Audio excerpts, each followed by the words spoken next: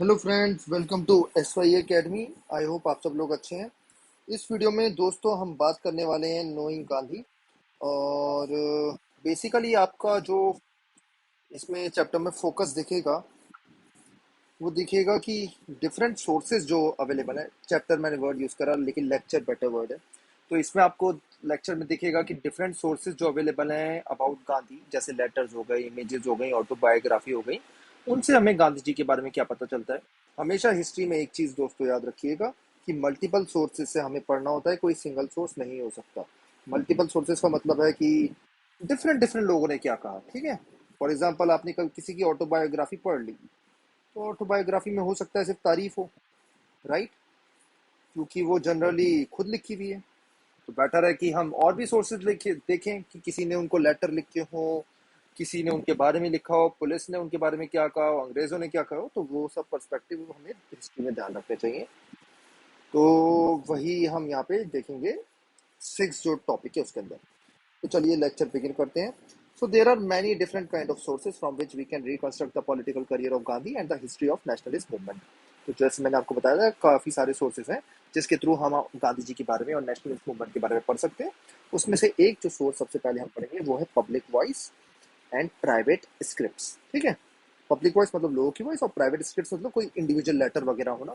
उससे हमें काफी चीजें पता चलती हैं। जैसे आपने किसी ने लेटर लिखा अपने किसी दोस्त को, तो उससे आपका काफी कुछ आपके बारे में पता चलेगा। लेट्स से आपका ये जाके पॉपुलर हो गए, राइट। आजकल वैसे लेटर तो लिखते नहीं है, लेकिन आपकी फेसबुक पोस्ट, आपके ट्विटर अकाउंट है ना, इन चीजों से काफी कुछ पता चल जाता है। आप किसी का ट्विटर अकाउंट रीड करें तो उसके बारे में काफी कुछ हमें पता चल जाता है। ऐसी फेसबुक अकाउंट हो गए, डिफरेंट सोशल मीडिया प्रोफाइल हो गए। तो ये हिस्ट्री, कभी किसी की हिस्ट्री रिकंस्ट्रक्ट करना होगी तो वहां से हमें पता चल जाएगी। जैसे दलाई लामा की हिस्ट्री कंस्ट्रक्ट करनी हो कभी, तो ऐसे ही आपको ये एक सोर्स यहाँ पे दिखेगा। So one important source is the writings and the speeches of the Mahatma Gandhi and his contemporaries including both his associates and the political adversaries. तो सबसे पहले तो राइटिंग और स्पीचेस जो हैं गांधी जी की, जो उनकी किताबें हैं, और आपसे मैं रिक्वेस्ट करूंगा इनकी जो किताबें आपको जो जो दिखे, हिंद स्वराज हो गई, माई एक्सपेरिमेंट्स विद ट्रूथ हो गई, पढ़िए। और उसको मैंने आपको समझाया था कि वो आपके लाइफ लेसन्स के लिए भी काफी अच्छी है। साथ साथ साथ साथ काफी कुछ इनके कंटेम्पररीज ने इनके बारे में लिखा है, और काफी जो इनके विरोधी थे, जो इनसे एग्री नहीं करते थे। विरोधी मतलब ये नहीं कि जिनसे लड़ाई वड़ाई हो रही है, घुसे मुसे की लड़ाई, वो सब नहीं। विरोधी मतलब जो इनसे आइडियोलॉजी अलग थी। काफी लोगों की आइडियोलॉजी अलग थी, सुभाष चंद्र बोस की आइडियोलॉजी अलग थी, राइट। वो बिलीव करते थे सोशलिज्म होना चाहिए। वो बिलीव करते थे कि भाई अंग्रेजों को अटैक करके भगा देना चाहिए, ठीक है। गांधी जी इन सब चीजों में बिलीव नहीं करते थे। जवाहरलाल नेहरू भी इवन इनके पॉलिटिकल राइवल ही थे, आप ये समझ सकते हो। जवाहरलाल नेहरू जबकि काफी क्लोज एसोसिएट थे, जवाहरलाल नेहरू बोला करते थे भाई सोशलिज्म। वो बोला करते थे बड़ी बड़ी इंडस्ट्री सेटअप होनी चाहिए, राइट। वो ऐसी बातें किया करते थे, रशियन मॉडल की बात करते थे। जवाहरलाल नेहरू, गांधी जी ऐसी बातें नहीं करते थे। गांधी जी विलेज फोकस, चरखा, है ना, स्ट्रगल टू से स्ट्रगल। जवाहरलाल नेहरू बोलते थे स्ट्रगल कभी खत्म ही होना हो जाना चाहिए। तो ऐसे आपको इनके काफी एडवर्सरी दिखेंगे, जिन्ना हो गए, बी आर अम्बेडकर हो गए, और कौन कौन, रविंद्रनाथ टैगोर और चर्चिल हो गए। बहुत बहुत आपको कंटेम्पररीज दिखेंगे। तो उनकी राइटिंग्स में गांधी जी के बारे में वो क्या बोलते हैं, इससे हमें काफी कुछ नॉलेज मिलती है। तो with in these writings we need to distinguish between those that were meant for the public and those that were not. तो जो पब्लिक राइटिंग्स है वो दोस्तों उनका सिग्निफिकेंस अलग होता है, और जो पर्सनल पेपर्स होते हैं, पर्सनल राइटिंग्स होती हैं, जैसे लेटर्स वगैरह हो गए, उनका पर्पस अलग होता है। पब्लिक में मे बी आप बहुत ज्यादा तारीफ वारीफ करो, है ना, और किसी को लेटर में गाली दो, ये अंग्रेज तो बड़े ये है वो है, ऐसी बातें कहें, है ना, मजाक उड़ाए अंग्रेजों का। तो इससे पता चलता है कि हाँ, गांधी जी ऐसे हैं जो पब्लिक में तो दुनिया भर को तारीफ करते रहते हैं, लेकिन लेटरों में अंग्रेजों को गाली देते हैं। तो इससे इंसान का हिपोक्रेट टाइप का या हाइपोक्रेट टाइप का एटीट्यूड दिखता है, ठीक है, जो आपको गांधी में नहीं दिखेगा, ठीक है। मतलब ये एक एग्जांपल दिया था। तो speeches for instance allow us to hear the public voice of an individual, ठीक है। तो पब्लिक वॉइस क्या है, वो पब्लिक के बारे में क्या बोलता है ना। While private letters give us a glimpse of his personal and private thoughts. तो पर्सनली इंसान कैसे सोचता है ना, उसके प्राइवेट एथिक्स और पर्सनल एथिक्स मैच करते हैं या नहीं करते। काफी लोग ये नहीं करते। काफी लोग बोलते हैं we are secular secular secular, है ना, और घर में दूसरे रिलीजन्स को गाली दे रहे होते हैं। तो ये कहाँ सेकुलर हुआ, है ना। तो ऐसी बात हो गई। In letters we see people expressing their anger and pain, their dismay and anxiety, their hopes and frustrations in which they may not express themselves in public statements। तो दोस्तों आप समझ ही सकते हो, स्कूल में, कॉलेज में आप बड़े अच्छे अच्छे हो, लेकिन घर में भी आप बड़ा ही एंगर टाइप के इंसान है, उसको गुस्सा आता है, ये आता है, वो आता है ना, जो सिर्फ फैमिली जानती है। या वाइस वर्सा भी हो सकता है, पब्लिक में आपको बड़ा गुस्सा आता है, घर में आप शांत रहते हो, अपने माता पिता से डरते हो, तो वो अलग बात है ना। तो पर्सनल एंड प्राइवेट लाइफ अलग अलग हो जाता है काफी बार, है ना। Right. But we must remember that this private public distinction often breaks down. ठीक है, काफी बार दोस्तों private and public distinction break down हो जाती है। Many letters are written to individuals and are there for personal, but they are also meant for the public. तो काफी लेटर्स जो है देखो इंडिविजुअल्स को लिखे गए हैं, लेकिन वो पब्लिक को भी मतलब बता दिए गए हैं। ठीक है। The language of the letters is often shaped by the awareness that they may one day be published. इसका मतलब ये है कि जैसे जवाहरलाल नेहरू को गांधी जी ने लिखा, तो गांधी जी उस टाइम ही समझ रहे थे कि ये जो लेटर है पब्लिक के भी एक्सपोज हो जाएगा एक दिन। तो ऐसा नहीं है कि मैं भाई इसमें गालियां वालियां भर दूं, है ना। आई होप ये वाला पॉइंट आपको क्लियर हो रहा होगा। तो एक समझाने वाली बातें हैं दोस्तों, ये टॉपिक से जो लिखी हुई हैं चीजें, इनसे दोस्तों हमें गांधी जी के बारे में तो पता ही चल रहा है, साथ साथ में आप ये भी समझिए कि हिस्ट्री को कैसे हमें इंटरप्रेट करना चाहिए, ये भी हमें समझ में आ रहा है। राइट। आई होप ये पॉइंट आपको समझ में आ रहे होंगे। हर हर सोर्स को दोस्तों क्रिटिकली देखा करो, उसके मतलब पॉजिटिव क्या नेगेटिव क्या। एग्जाम्पल ये है कि जैसे गांधी जी की ऑटोबायोग्राफी आप पढ़ रहे हो, ठीक है, गांधी जी के पर्सपेक्टिव मिला, लाइफ मिली, ये सब मिला, लेकिन साथ साथ ये भी समझो कि कोई भी अपनी ऑटोबायोग्राफी में शायद अपनी कमियां ना लिखे, लेकिन वैसे गांधी जी ने ना ऑटोबायोग्राफी में अपनी ऐसी ऐसी बातें बताई है, ऐसी ऐसी कमियां बताई हैं कि आप भी हैरान हो जाओगे सुन के। ठीक है, जैसे फॉर एग्जाम्पल उन्होंने ये तक लिखा है कि जब मैं जवान था तो मुझे मतलब मेरे अंदर काफी लस्टी फीलिंग्स आती थी। ठीक है, मतलब हमेशा मतलब आप कहोगे कि एक सेक्स का भूत सवार रहता था। इवन ये बातें भी गांधी जी ने लिखी हुई अपनी ऑटोबायोग्राफी में, तो आप समझ सकते हो कि गांधी जी कितनी ओपन थे। मतलब अपनी पर्सनल लाइफ के बारे में उन्होंने एक टाइम में ये भी बोला था कि मेरी जो पर्सनल लाइफ है और वो पब्लिक लाइफ से डिफरेंशिएटेड नहीं है, जो भी मैं प्राइवेट में करूंगा वो मैं लोगों को सबको बताऊंगा। ठीक है, तो उन्होंने जैसे ब्रह्मचार्य एक्सेप्ट कर लिया था around the age of before the age of 30 I think, तो वो पूरी दुनिया को पता था। Anyways, इसमें और आगे बढ़ते हैं। The language of the letter is often shaped by the awareness that they may one day be published. Conversely, the fear that a letter may get into print often prevents people from expressing their opinion freely in personal letters. तो मैंने अभी तक जो आपको समझाया कि freely लोग नहीं बताएंगे क्योंकि वो लेटर एक्सपोज हो सकता है। जैसे आप ट्विटर पे या फेसबुक पे जैसे पर्सनल मैसेज दे रहे हो किसी को, ठीक है, तो आप थोड़े से केयरफुली बात करोगे, कहीं पता चला उस बंदे ने लेटर लीक कर दिया। तो इसलिए स्पेशली काफ़ी सलाह है लोगों को, कि मेरी भी ये सलाह है कि थोड़ा सोशल मीडिया में थोड़ा केयरफुली बात करें, जैसे ऐसे चेंजेस हो रहे हैं। तो ये नहीं होना चाहिए आप कुछ भी भेजे जा रहे हो सोशल मीडिया में फ्रेंड्स को, और ये सोच के कि ये कभी लीक नहीं होगा, है ना। Mahatma Gandhi regular published in his journal Harijan. तो हरिजन उनकी एक जर्नल थी, जो अपने नोट्स में आप लिख लो, जर्नल, ठीक है, न्यूज़पेपर में। Letters that others wrote to him. तो जो भी उनको लेटर लिखा करते थे लोग, हरिजन में छाप देते थे। आई होप पूछ के छापते होंगे वो। Nehru edited a collection of letters written to him during the national movement and published a bunch of old letters. तो आपको दिखेगा ये नेहरू ने काफी सारे ओल्ड लेटर्स पब्लिश करे हैं, जो मैं आपको क्विकली रीड करके बताऊंगा, और एंड में थोड़ा सा इंटरप्रेट कर लेंगे, ज्यादा इनमें अपना हम टाइम स्पेंड नहीं करेंगे। तो ये एक लेटर है, वन इवेंट थ्रू लेटर्स हम देखेंगे। 1920 की बात है। Jawaharlal Nehru was increasingly influenced by socialism. तो देखो दोस्तों, हर ये जैसे बॉक्स दे रखा है, तो आप बोलोगे यार ये क्या वेस्टेज ऑफ टाइम है, ये मैं नहीं पढ़ना। तो इसमें भी हमें कैसे पढ़ना चाहिए, ये थोड़ा सा मैं समझाने की कोशिश करूंगा। तो सोशलिज्म से देखो काफी ज्यादा इम्पैक्टेड थे 1920 के टाइम में Nehru, and he return from Europe. तो 1928 में वो यूरोप से आए थे। ये यहाँ पे लिखा हुआ है 1928 में, deeply impressed with Soviet union. तो सोवियत यूनियन वो दोस्तों 1917 में रशियन रेवोल्यूशन हुआ था, इसमें लेनिन जो थे वहाँ के हेड बने थे।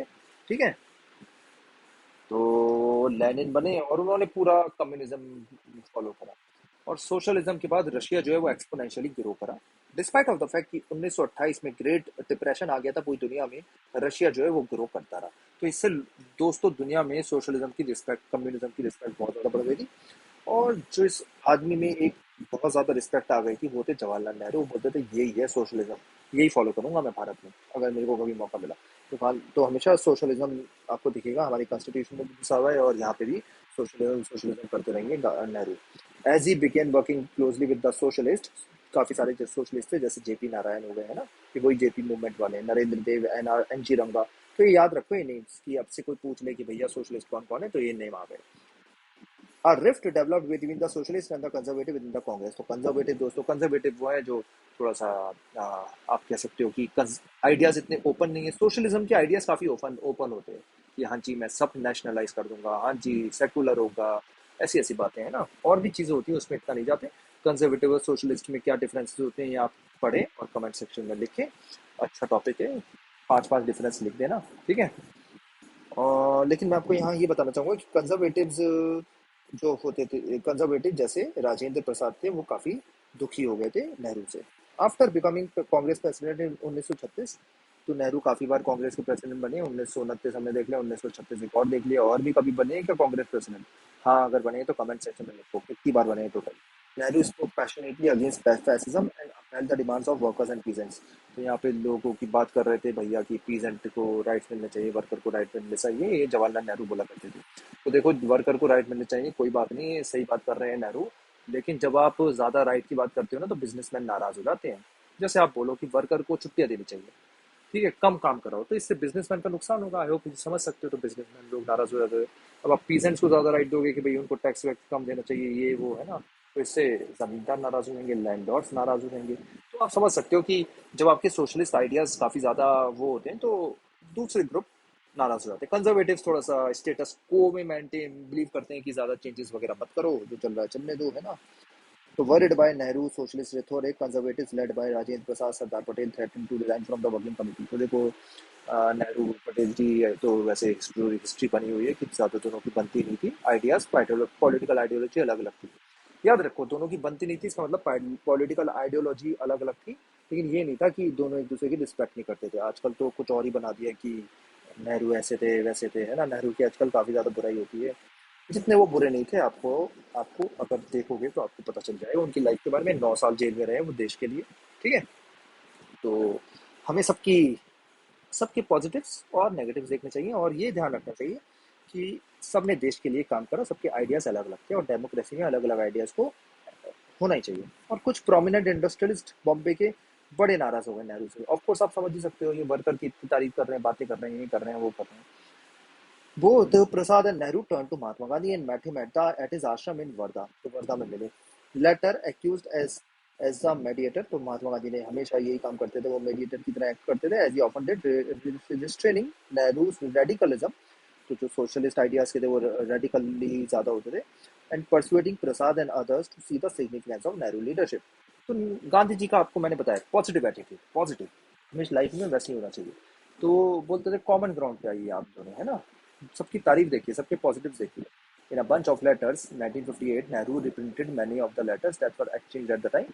एंड आप ये थोड़े से लेटर्स पढ़ेंगे और ये चैप्टर खत्म करेंगे। तो लेटर्स, ये माय डियर जवाहरलाल जी, ये लेटर किसने लिखा है पहले बता दूं, राजेंद्र प्रसाद ने। कब लिखा है? वर्धा, उन जुलाई जुलाई 1, 1936 की बात है ये दोस्तों।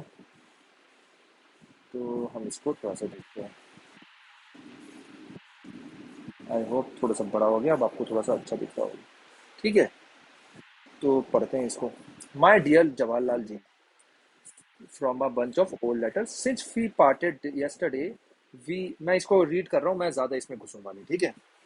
एंड में थोड़ा सा पर्सपेक्टिव बता दूंगा, आगे बढ़ेंगे, बाकी आप इसको खुद पढ़ना, ठीक है। Since we parted yesterday we have had a long conversation with Mahatma ji and a prolonged consultation among ourselves। We understand that you have felt much hurt by the course of action taken by us, and particularly the tune of our letters has caused you much pain। It was never our intention either to embarrass you or to hurt you, and if you had suggested or indicated that it hurt you, we would have without the least hesitation amended or altered the letter, but we have decided to withdraw it and ask a resignation on a reconciliation of the whole situation।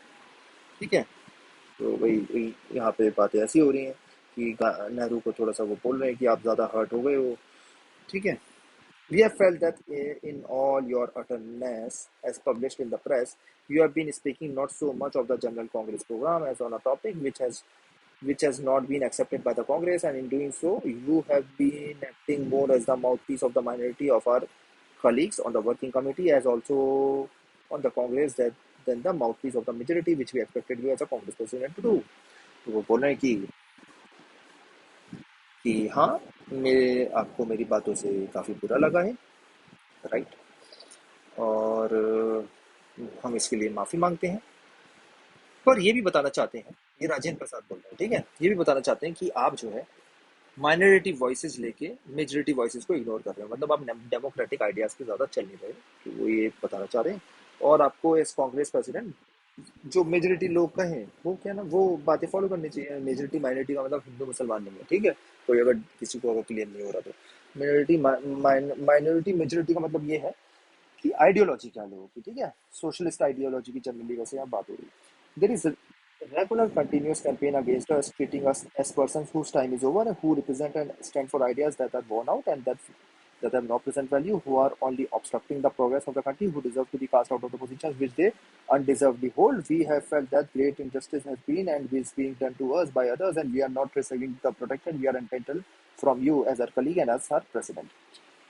तो राजेंद्र प्रसाद जी बोल रहे हैं कि हमें देखा जा रहा है कि हम तो बुढ़े लोग हैं, हमारे आइडियाज पुराने हैं और आपके आइडियाज नहीं हैं, हमारी कोई वैल्यू नहीं है, डिसरिस्पेक्ट के साथ देखा जाता है और हमें बाहर निकाल देना चाहिए, और एज कांग्रेस प्रेसिडेंट आप भी हमें सपोर्ट नहीं कर रहे हो, ठीक है।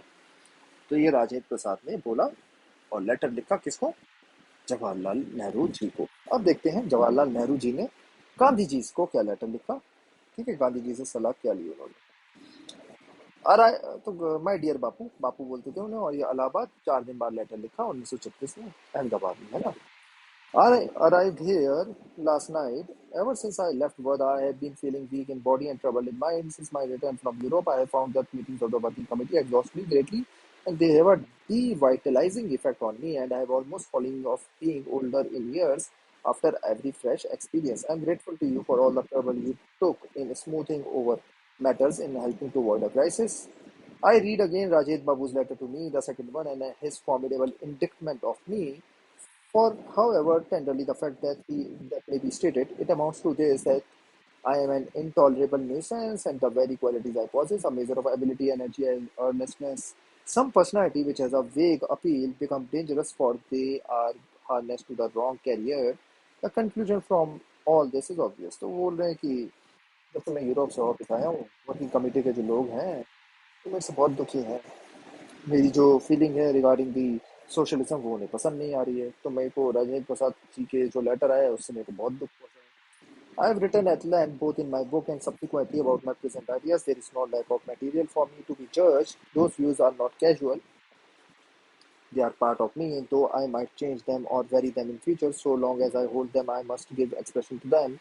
Because I am attached importance to a larger unity, I try to express them in the mildest way possible and more as an invitation to thought that than a fixed consultations. I saw no conflict in this approach and in anything that the Congress was doing. So far as the elections were concerned, I felt that my approach was a definite asset to us, as it enthused the masses. But my approach, mild and vague as it was, it considered dangerous and harmful by my colleagues. I was even told that my laying stress always on the poverty and employment in India was unwise, and or at any rate, the way I did it was wrong. You told me that you intended issuing some kind of a statement. I shall welcome this, for I believe in every viewpoint that being placed before the country. तो नेहरू बोल जी बोल रहे हैं कि मेरे ideas लोगों को पसंद नहीं आ रहे हैं, मैं कंट्री के बारे में सोचता हूँ, मार्क्सेस के बारे में सोचता हूँ, अनएम्प्लॉयमेंट हटाना चाहिए, पॉवर्टी हटानी चाहिए। तो सोशलिज्म इसकी काफ़ी बातें करता है दोस्तों, बोलते हैं पॉवर्टी वगैरह होनी नहीं चाहिए, सब लोगों में इक्वली बांट दो चीज़ें एज पर देयर नीड, ठीक है, और सब चीज़ों को नेशनलाइज कर दो। ये सोशलिज्म बात करता था, नेहरू जी भी ऐसी बातें करते थे। ऐसी बातें कंजर्वेटिव को पसंद नहीं आती थी, ऐसी बातें बिजनेसमैन को पसंद नहीं आती थी। खुद ही सोचो, अंबानी को आप बोलो आपका बिजनेस जो है वो नेशनलाइज कर दूंगा, सरकार ले लेगी, तो कैसे पसंद आएगा, ठीक है। तो वो पॉइंट है यहाँ पे गांधी, यहाँ पे नेहरू जी बोल रहे हैं कि भैया मेरे को बहुत जज कर रहे हैं लोग, मेरी बातें नहीं सुन रहे, जबकि मैं तो लोगों के बारे में सोचता हूँ, मास्टर्स के बारे में सोचता हूँ। तो यहाँ पे ये आपको दिख रहा है कि नेहरू राजेंद्र प्रसाद की कि कुछ लोग जो है वो जवाहरलाल नेहरू से थोड़ा डरते हैं, है ना। तो राजेंद्र प्रसाद आपको दिखेगा कि वो डरते हैं, और यहाँ देखो लिखा भी उन्होंने लेटर, है ना, कि आप हमें कैसे ट्रीट कर रहे हो, रही है। तो आप देखते हैं गांधी जी ने क्या करा इसको कुछ सॉल्व करने के लिए, और जो लेटर लिखा उसको हम पढ़ेंगे। तो आपको ये दिखेगा कि 1936 की बात ही चल रही है दोस्तों, ये, है ना, ये 1936 सी गाँव कहाँ है ये भाई, कमेंट सेक्शन में बताओ। बाकी वर्धा और अहमदाबाद तो पता ही होगा, वो मैं पूछ ही नहीं रहा। तो देखो गांधी जी कैसे लेटर लिखते हैं, योर लेटर इज टचिंग, देखो अंग्रेजी भी बढ़िया Gandhi ji, you feel the most injured party, है ना। तो बोले you feel the most injured party, the fact is that your colleagues have lacked your courage and frankness, The result has been disastrous. I have always pleaded with them to speak to you freely and fearlessly, but having lacked the courage, whenever they have spoken, they have done it clumsily, and you have felt irritated. I tell you, they have dreaded you because of your irritability and impatience with them. तो आप word देख रहे हो दोस्तों कि बापू ऐसे नहीं है जो जवाहरलाल नेहरू की यहाँ पे तारीफ करेंगे कि भैया हाँ मैं उसको लेटर लिख रहा हूँ, या काफी लोगों को ऐसा लगता है कि जवाहरलाल नेहरू के काफी फेवर में लिखा करते थे। तो यहाँ पे देखो उनको क्लियरली लिख रहे हैं कि उनको वैसे तो फ्रीली फेयरलेसली बोलना चाहिए, किसको, राजेंद्र प्रसाद को, आपसे। बट बट वो सब लोग करेज लैक करते हैं, क्योंकि आप जो हो ना, आप इरिटेट हो जाते हो, आप जो है इम्पेशेंट रहते हो, ठीक है। तो वो आपसे ज़्यादा अवॉइड करते हैं बातें। They have chafed under your rebukes and magisterial manner and above all your arrogation of what has appeared to them your infallibility and superior knowledge. तो आप यहाँ पे दिखाते रहते हो कि आप तो कोई गलत हो ही नहीं है, आपकी सुपीरियर नॉलेज है, ये सब बोल रहे हैं गांधी जी नेहरू को, ठीक है। They feel you have treated them with scant courtesy and never defended them from socialist ridicule and even misrepresentation। तो यहाँ गांधी जी थोड़ा सा समझाने की कोशिश कर रहे हैं कि जवाहरलाल जी आप में भी गलतियां हैं। I have looked at the whole affair as a tragic comedy, मतलब ट्रेजिक भी है और कॉमेडी भी है, मजा मजा भी आ रहा है। मैंने आपको पहले ही बताया था गांधी जी का सेंस ऑफ ह्यूमर बढ़िया था। I would therefore like you to look at the whole thing in a lighter vein. आराम से देखो, चिल होके देखो, ठीक है नेहरू, ऐसे बोल रहे हैं Gandhi ji. I suggest your name for the crown of thorns, मतलब president of the Congress, keep it on though the head be brisk. देखिए गांधी जी का सपोर्ट ना होता तो नेहरू शायद एक बार प्रेसिडेंट बनते, लेकिन वो बने काफी बार और पार्टी में उनकी इज्जत रही और आगे चल के प्राइम मिनिस्टर भी बनेंगे। तो गांधी जी का सपोर्ट तो था। Resume your humour at the committee meetings. यहाँ देखो, resume your humour, that is your most usual role, not that of so, not that of care worn irritable man ready to burst on the slightest occasion. बोल तो simply Gandhi ji बोलना चाह रहे हैं भाई थोड़ा चिल रहा करो, ठंडे रहा करो, है ना, इतना गर्म खून मत दौड़ाओ, है ना। ठीक है, सोशलिज्म करना है, आराम से करो। ऐसा नहीं होगा कि आपको सोशलिस्ट आइडिया लाने हैं और आज दुनिया बदल जाएगी। तो गांधी जी ये पर्सपेक्टिव लाते हैं यहाँ पे, ठीक है। How I wish you could telegraph me that on finishing my letter you felt as merry as you were on the. तो hi, how I wish you could telegraph me that on finishing my letter you felt as merry as you were on that news day in Lahore when you were reported to have danced around the tricolor flag। तो ये बात गांधी जी कर रहे हैं 1929 की Lahore declaration की, जहाँ नेहरू से ज्यादा खुश कोई नहीं था। उन्होंने झंडा फहराया था 26 जनवरी को। उन्होंने बोला था कि कंप्लीट इंडिपेंडेंस मिलेगी। मोतीलाल नेहरू जो डोमिनियन स्टेटस की बात कर रहे थे 1928 में, तो मोतीलाल नेहरू और जवाहरलाल नेहरू की भी नहीं बन रही थी, ठीक है। मोतीलाल नेहरू थोड़े पुराने आइडियाज के, बेटा थोड़े नए आइडियाज का, तो वही वहां पे बात थी। तो उन दोनों में भी सुलह जो थी वो गांधी ने कराई। You must give your throat a chance, ठीक है। तो वो बोल रहे हैं अपने को जांच दो और अच्छे अच्छे वर्ड्स बोलो, चिल रहो, ये सब सलाह दे रहे हैं गांधी जी। तो यहाँ पे आपको गांधी जी के बारे में, वैल्यूज और उनके एथिक्स के बारे में पता चलता है कि मेडिएटर की तरह act करते थे, समझाने की कोशिश करते थे, चिल रखते थे एनवायरनमेंट, है ना, लोगों को बॉइल करके रखते थे। ये कुछ क्वेश्चंस हैं जिसके आंसर आप ही दो। What do the letters tell us about the way Congress ideas developed over time. ये एक इंपॉर्टेंट चीज है दोस्तों। मिक्स आइडियाज थे कांग्रेस के अंदर, तो कांग्रेस एक बॉडी नहीं थी, ये मत समझना। तो आपको यहाँ दिख रहा है Congress working committee, multiple ideas, conservative है, रैशनलिस्ट है ये, और आपको दिखेगा कि भैया वो भी है, सोशलिस्ट भी है ना, कैपिटलिस्ट भी आपको कांग्रेस में दिखेंगे। What do they reveal about the role of Mahatma Gandhi within the national movement. तो समझ लो, एक बंदा जिसने बांध के रखा ना लोगों को, ठीक है, सेंटर पॉइंट, सर्कल का सेंटर जो था वो गांधी थे। Do such letters give us any special insight into the working of Congress and into the nature of the national movement? देखो, वर्किंग ऑफ कांग्रेस तो मतलब आपको ये पता चलता है कि कांग्रेस के में गांधी जी का बहुत बड़ा रोल है। गांधी कांग्रेस से बड़े हैं, ये भी आपको पता चलता है यहाँ पे। क्यों? क्योंकि प्रेसिडेंट वो जिसको चाहते हैं वो प्रेसिडेंट बनता है, ठीक है। वो बोलेंगे सुभाष चंद्र बोस प्रेसिडेंट ना बने, वो नहीं बने, तो ये चीज है। साथ साथ में हमें ये भी दिखता है कि गांधी जी ने बांध के रखा था, मतलब तो कांग्रेस तो 50 पार्ट्स में डिक्लेयर हो चुकी होती है उस टाइम पे, है ना, अलग अलग नाम से, आज़ादी भी ना मिलती शायद। तो ये सब चीज़ें हैं। और ये भी याद रखो कि कांग्रेस वर्किंग कमेटी में जो है लोग अपने मल्टीपल आइडियाज देते हैं, और साथ साथ ये भी देखा हमने ये अबाउट लेटर्स हुआ, और हमें इससे पर्सनैलिटी के बारे में पता चलता है, गांधी जी के बारे में, और ओवरऑल हमें सब चीज़ों के बारे में पता चलता है। तो that's all from my side, thank you and take care.